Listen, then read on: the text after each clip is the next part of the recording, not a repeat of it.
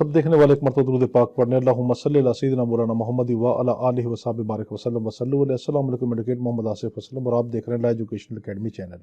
अब वो कहेगा 12वें चैप्टर का नाम क्या है, टाइटल क्या है। आप कहेंगे 12वें चैप्टर का नाम है canons and professional conduct and etiquette of advocates. ठीक है, canons of professional conduct and etiquette of advocates, इसका नाम ये है। आपसे कहेगा जो चैप्टर 12 है उसके अंदर आपके लॉ गैट में कौन से रूल से लेकर कौन से रूल तक का जो हिस्सा है आपके सिलेबस में शामिल है। आप कहेंगे इसके अंदर रूल 134 से लेकर रूल 175 बी तक, रूल 175 बी तक आपके लॉ गैट का हिस्सा है सिलेबस का। अगला आपसे लॉ गैट में सवाल पूछ सकता है कि एक एडवोकेट की इसमें जो जिम्मेदारियां दिखाई गई हैं उन जिम्मेदारियों को हम कितने हिस्सों में तकसीम करते हैं। आप कहेंगे लीगल एथिक की इस चैप्टर 12 में एक एडवोकेट की 4 तरह की जिम्मेदारियां दिखाई गई हैं। ठीक है, वो जिम्मेदारियां कौन सी हैं। पहली है duty of advocate toward advocates. ठीक है, the conduct with regard to other advocate, इसको जो है लीगल लैंग्वेज में कहते हैं, यानी सिंपल वर्डिंग में duty of advocate towards another advocate, एक वकील की दूसरे वकील की तरफ क्या जिम्मेदारियां हैं वो इसमें बताएगी। अब आपसे पूछेगा जो पहला इसका पहला वाला पोर्शन क्या है, वकील की जिम्मेदारियां वकील की तरफ। अब लॉ गैट में आपसे कहेगा कि एक वकील की जिम्मेदारियां जो है इसमें जो पहले पोर्शन में बताएगी वो रूल कौन से रूल से कौन से रूल तक है। आप कहेंगे वो रूल 134 से 144 तक, 134 से 144 तक जो है वो पहली ड्यूटियां बनती है वकील से वकील की तरफ। दूसरा पूछेगा दूसरी कौन सी ड्यूटियां बनती हैं वकील की। आप कहेंगे दूसरा पोर्शन है कि duty of advocate towards client, एक वकील की ड्यूटी उसके क्लाइंट की तरफ। आपसे पूछेगा जो क्लाइंट वाली ड्यूटियां हैं वो कौन से रूल से कौन से रूल तक है। आप कहेंगे वो 145 रूल से लेकर 158 रूल तक है, 145 से लेकर 158 तक है, 145 से लेकर 158 तक जो है वो वकील की ड्यूटी उसके क्लाइंट तक है। अब है हमारे पास तीसरी ड्यूटी वकील की क्या है, वो है हमारे पास duty of advocate towards court, वकील की ड्यूटी कोर्ट की तरफ के वकील पे कोर्ट की क्या जिम्मेदारियां हैं। आपसे पूछेगा जो कोर्ट वाली जो जिम्मेदारियां हैं वो कौन से रूल से कौन से रूल तक है। आप कहेंगे 159 से लेकर 167 तक है। देखो इसको मैं बड़ी कीमती चीज जो मैं आपको बता रहा हूँ ये याद रखने के, आप इसमें से देख सकते हैं मगर मैं आपकी तवज्जो इस पे दिला रहा हूँ ताकि जिस टाइम आपको पता चल जाएगा ना, फॉर एग्जांपल अगर आपको रूल दे देता है कि ये वाला रूल जो है इसका ताल्लुक एक वकील की ड्यूटी से, वकील की ड्यूटी क्लाइंट की तरफ है, आप देखेंगे ये वाला रूल तो जो है क्लाइंट वाले कैटेगरी में नहीं आता। मिसाल के तौर पर वो कह दे 135 जो रूल है वो ड्यूटी है एक वकील की क्लाइंट की तरफ। आप कहेंगे नहीं 35 वाली तो नहीं, 134 से 144 तक तो एक वकील की ड्यूटी वकील की तरफ थी, तो ये सवाल गलत है। तो इस तरीके से ये अपने जहन में इसकी डिवीजन रखनी है। तो ठीक है, तो duty of advocate toward courts क्या है, एक वकील की जिम्मेदारी कोर्ट की तरफ, ये तीसरी उसकी ड्यूटी है। इसका जो रूल है 159 से 167 तक है। आखिरी वकील की ड्यूटी किसकी तरफ है कि duty of advocate toward general public, एक वकील की जिम्मेदारियां आम लोगों के लिए क्या है, तो वो आखिरी इसकी ड्यूटी है वो है 168 से लेकर 175 बी तक है। ठीक है, तो ये हमारा आ गया। ये डिवीजन आपने जहन में जरूर रखनी है। इस वीडियो को दोबारा इस हिस्से को देखें और इसको दोबारा अपनी कॉपियों के अंदर लिख लें कि कौन से लेके कहां तक है, ताकि आपके जहन के अंदर ये एक पूरी डिवीजन बन जाए। अगर वो उसका जो आपको रेलिवेंट आपको इसका रूल पूछ लेता है कि ये रूल किससे रिलेटेड है, तो आपको पता हो कि ये वाला रूल की डिवीजन मुझे ये बताई गई थी। आजकल कुछ उनकी जो ट्रेंड जा रहा है वो यही जा रहा है कि वो रूल देकर खुद ही रूल का नंबर बताता है मगर आपसे कंसेप्ट पूछता है, मगर फिर भी इंसान को रिस्क नहीं लेना चाहिए। हम पढ़ते हैं अब पहला इसका रूल 134। ये कौन सी पहली ड्यूटी है, conduct with regard to other advocate, एक वकील के दूसरे वकील की तरफ क्या जिम्मेदारियां हैं। इसमें कहा गया 134 में it is the duty of every advocate, every का लफ्ज बड़ा कीमती है, हर वकील की जिम्मेदारी चाहे सीनियर हो या जूनियर हो सबकी, it is duty of every advocate, ये हर एडवोकेट की जिम्मेदारी है टू अपहोल्ड, कि वो अपहोल्ड करे all at all times the dignity and high standing of his profession, कि अपने जो उसका शोभा है, अपने जो शोभा है उसके वकार को कायम रखे। ठीक है, यानी क्या कहा गया, एक वकील की हर वक्त जिम्मेदारी है, हर वकील की, कि अपने फील्ड की वकार को कायम रखे। एज वेल एज, ये लफ्ज बड़ा कीमती, उसके साथ साथ हिज ओन डिग्निटी, अपनी डिग्निटी भी, and high standing as a member there too, और अपना बार का मेंबर होने के नाते भी। देखो इसमें कितनी ड्यूटियां बताई गई, 2। लॉ एक्ट में आपसे कहेगा कि 134 रूल के तहत वकील की सिर्फ एक जिम्मेदारी है कि अपने प्रोफेशन से रिलेटेड जो है अपने वकार को कायम रखे। आप कहेंगे नहीं, अपने प्रोफेशन का वकार तो कायम रखे, अपने प्रोफेशन का वकार तो कायम रखे, मगर उसके साथ साथ वो अपने आप का मेयार भी कायम रखे कि मैं बार का एक मेंबर हूं, कोई ऐसी गलती ना करूं कि जिससे उंगली मुझ पे ना उठे बल्कि मेरे शोबे पे उठे। जब भी एक प्रोफेशनल इंसान को गलती करता है तो उसका शोभा बदनाम होता है। 135 जो है हमारे पास, उसके अंदर क्या कहा, N advocate shall not solicit professional employment, एक एडवोकेट जो है वो अपने शोबे की एम्प्लॉयमेंट के लिए वो नहीं कर सकता क्या, एडवर्टाइजमेंट, वो इश्तिहारबाजियां नहीं कर सकता। Or by any other mean, या किसी दूसरे तरीके से अपने शोबे की मशहूरी नहीं कर सकता कि मैं बहुत बड़ा वकील हूं, मैं इन चीज़ों की इतनी फीसें लेता हूं। तो लॉ एक्ट में अगर आपसे पूछे कि क्या एक वकील अपने फील्ड के लिए प्रोफेशनल एम्प्लॉयमेंट शेल के साथ, शेल नॉट के साथ उसको रोका गया, या मे नॉट के साथ कहा गया, शेल नॉट के साथ उसको रोका गया कि अपनी एडवर्टाइजमेंट नहीं कर सकता।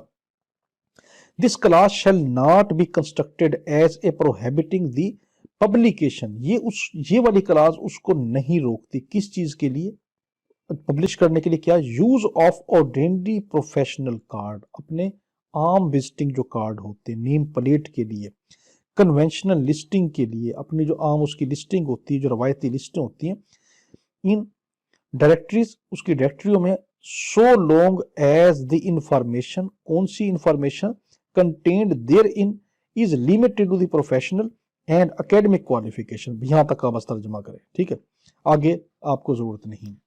इसमें लीगल एथिक में ज्यादा कंसेप्ट की जरूरत है कि आपसे क्या कहना चाहता है। इसमें जो आपकी 135 रूल है, इसमें यह कहा गया एक वकील अपनी पर्सनल जो है एडवर्टाइजमेंट नहीं कर सकता, बैनर नहीं लगवा सकता, इश्तिहार नहीं दे सकता, ये नहीं कह सकता मेरे पास केस लेकर आओ, मैं इस केस के इतने कम पैसे ले लूंगा, इस केस को मैं आपका फ्री कर दूंगा, ये वाला नहीं कर सकता। तो ये शेल नॉट के साथ रोका। ठीक है जी।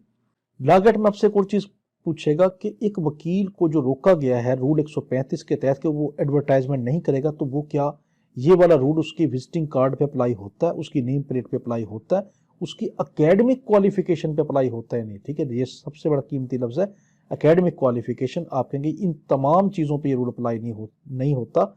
एक वकील अपने विजिटिंग कार्ड भी बनवा सकता है, नेम प्लेट भी लगवा सकता है, डायरेक्टरियों में अपना नाम भी दे सकता है और अपनी क्वालिफिकेशन भी बता सकता है।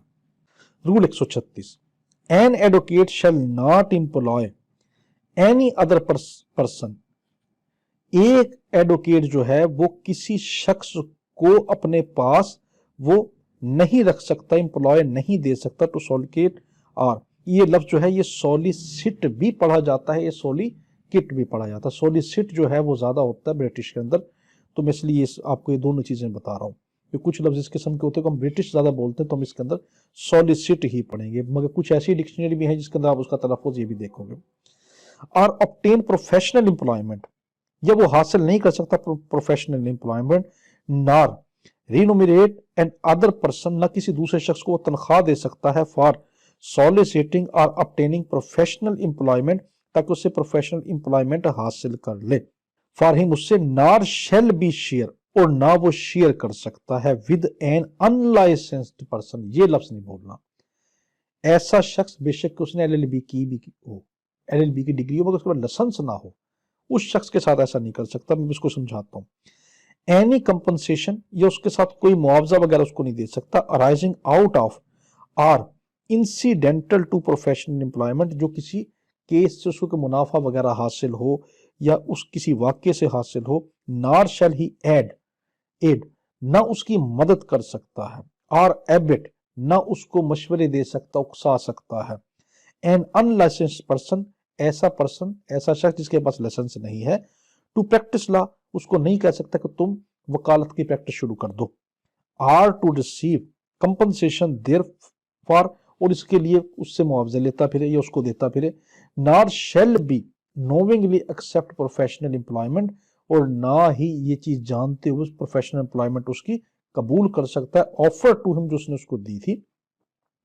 ایز اے ریزلٹ آف اس کے نتیجے میں or incidental to the activities of an unlicensed person, یا کس کے نتیجے کے اندر, اس انلائسنسڈ پرسن کی کسی ایکٹیویٹی کے نتیجے میں. اس کو غور سے سمجھیں. دیکھو یہاں پہ بھی شیل کے ساتھ ہی روکا گیا. ایک وکیل جو ہوتا ہے نا, وہ کبھی بھی کسی بھی ایسے شخص سے جس کے پاس لائسنس نہ ہو, چاہے اس نے LLB کیوں نہ کر رکھی ہو, وہ انلائسنسڈ پرسن ہو, اس کے ساتھ کبھی بھی ایک وکیل یہ نہیں کر سکتا کہ آؤ تم میرے پاس کیس لے آیا کرو, ہم مل بانٹ کے کھایا کریں گے, یا یہ ہم فلاں بندے کا کیس لے رہے ہیں, اس میں سے جو منافع ملے گا میں تمہیں بھی دوں گا, تم مجھے دیا کرو. یا اس کے پاس ایک وکیل خود نوکری نہیں کر سکتا انلائسنسڈ پرسن کے پاس, یا اس کو اپنے پاس ملازم نہیں رکھ سکتا. کس کام کے لیے؟ لیگل کاموں کے لیے, کیس لڑنے کے لیے. ٹھیک ہے, میں بڑا قیمتی آپ کو بات بتا رہا ہوں. آپ سے لاگیٹ میں کہہ دے گا ایک جو ایڈوکیٹ ہوتا ہے کسی بھی شخص کو اپنے پاس ملازم نہیں رکھ سکتا. آپ غلط, صرف انلائسنسڈ اس پرسن کو نہیں رکھ سکتا, قانونی کام کے لیے نہیں رکھ سکتا.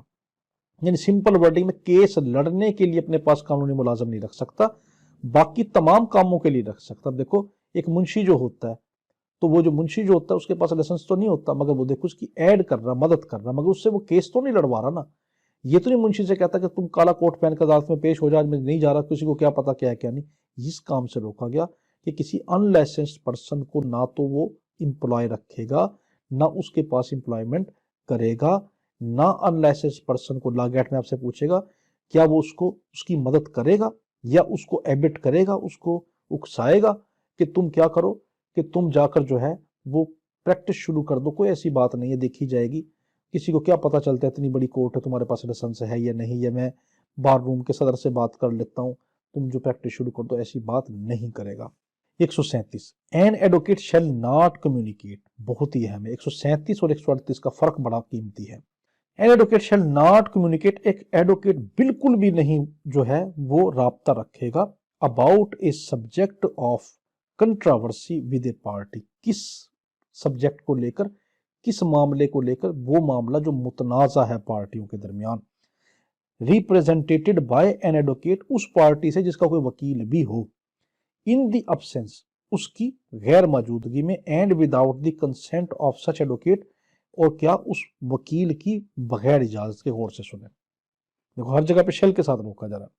ایک طرف سے میں وکیل ہوں, ایک طرف سے دوسرا وکیل ہے, میں مدعی کی طرف سے ہوں, وہ ملزم کی طرف سے ہے.